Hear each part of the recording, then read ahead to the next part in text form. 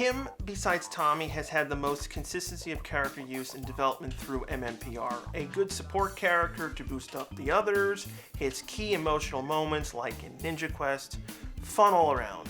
Plus dealt with some personal issues in her life, so she wasn't just happy-go-lucky.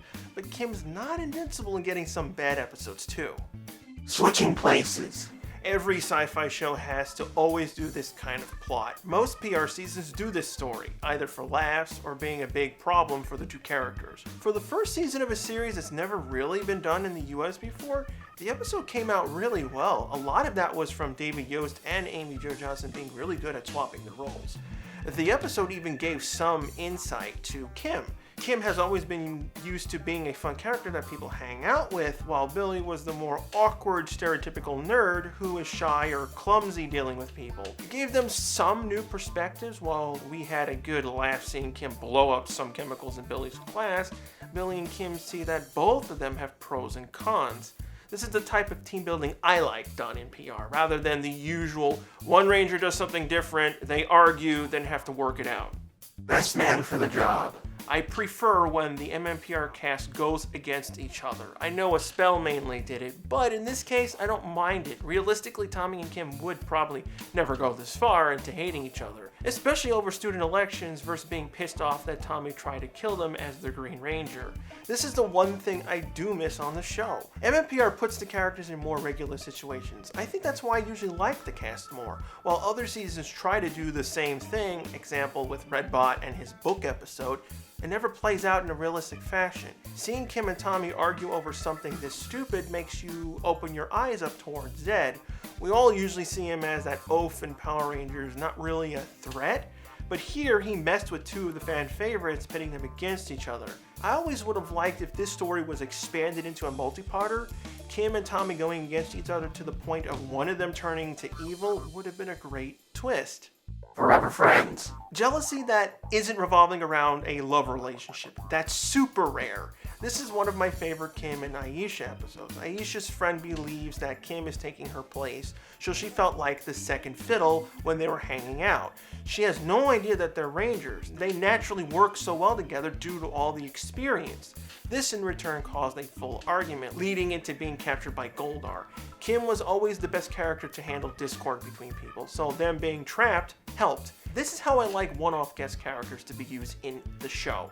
Shana improves the connection with Aisha and Kim, uses Kim's more caring side in the episode, and uses Kim's not all that remembered family divorce, so they have something to bond over, basic backstory, and pushing character development. Foul play in the sky. Probably the most simplistic episode done in the first season of MMPR, a teaching episode towards Kim. The famous Uncle Steve passes out. Bulk and Skull prevents Kim from morphing or teleporting everyone out of the plane, so Kim has to learn how to fly. Some irony that she uses a flying Zord. Bulk and Skull's antics were decent, not too annoying. Kim and Alpha had to team up in order to get the issue under control. Kim learned to deal with pressure from multiple problems, learning to fly, Uncle Steve's sick, hiding her identity from Bulk and Skull, on top of the team needing her to fight the monster. This is probably the best way in teaching anyone what a Power Ranger life really is. It's weird how good this episode did the story, but a few years later, Follow That Cab let me down. Different shade of pink. This by far is the best Kim episode and the best Ranger leaving episode. It gave a real send-off for her. It involved her powers directly. It even helped out Kat, who earlier in the season was evil and trying to ruin Kim. It doesn't forget about Tommy's feelings, and it shows that a Ranger can leave for a once-in-a-lifetime chance at a career. While being a Power Ranger is probably one of the best jobs in the world, it's the most dangerous. Not to mention, none of them could ever be acknowledged as heroes. They have to hide the truth. It's a toll on any person after a while, no matter how nice you are. Bloom of Doom. This is one of those episodes I changed my feelings on. Years ago, I never really had issues with this episode. It isn't horrible, but it's a pretty bland use of Kim. It's your usual spell turns Ranger bad story again. She's then just left in the juice bar waiting for people to sign up for her club. She's there, no one shows up. Kim knows people have signed up before, never looks for them, then gets jealous of Trini doing better. I wish more stuff was done on the civilian side. Kim beating the Bloom of Doom monster was the good part. I just wanted a little bit more done overall. Wild West Rangers. This is another one I didn't want on this list because Kim didn't actually do anything wrong, and I do appreciate the three-parter to some degree. She didn't get to do much for a focus episode, and the episodes were put down with all the nonsensical jokes and bad accents. This didn't help any of the cast, nor did it help Zordon's and Alpha's backstory. It opened up more questions. So Zordon and Alpha stayed active over the thousands of years, followed Styles and the world around them, but didn't try to stop the shuttle at the start of MMPR. Then you have the whole changing history problem and issues with Rocky, Aisha, Adam, and the White Stranger. It's all on the nose. And since this was a big episode, Kim only had a secondary role under the Wild West spectacle.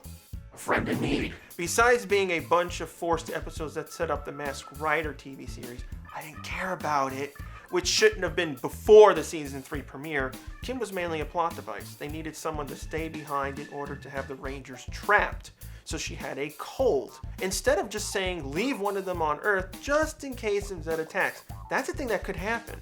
I hate it when movies and TV shows bring in someone with a cold and it ends up being a part of solving the problem, rather than just being a random issue for the character.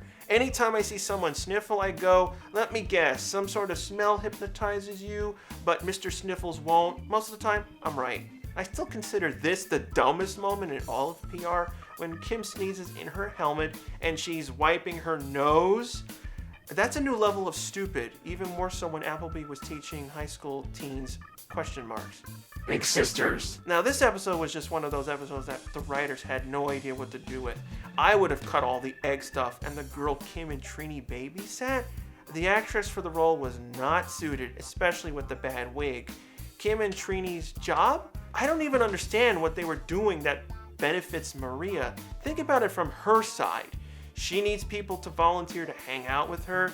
She'd be a laughingstock with other kids if they found out.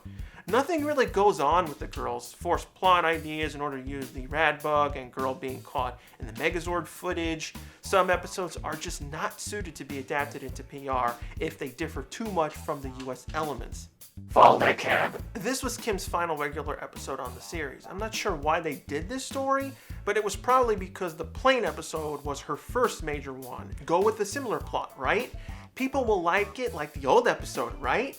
It just didn't really work. The thing was, the episode was mainly there to feature the shark cycles. Then on top of it, Kim wasn't able to do much in the episode. If she was morphed more, it would have been better, but the comedy parts with Bulk and Skull also felt off. They really didn't genuinely feel funny. What would have been great is if Bulk and Skull found out Kim was the Pink Ranger, make them lose their memories of course, but that moment of them getting mad would have filled the void better. By far, Kim was the best handled character on MMPR. Not perfect, but overall, she clicked with a lot of people. She did start out as your stereotype. All the characters did. But thanks for the show having 3 years, they all evolved. I wished more of the PR seasons were actually longer. It forces the writers into coming up with some good things, but some bad stuff. I can't ignore that. What are your thoughts on Kim? Do you agree that she was the best handled out of the original 6, or do you prefer another character? And if you have a suggestion on a future topic you'd like me to do, leave a suggestion in the comments. Next week, you guessed it, I'll be covering Billy's good and bad episodes.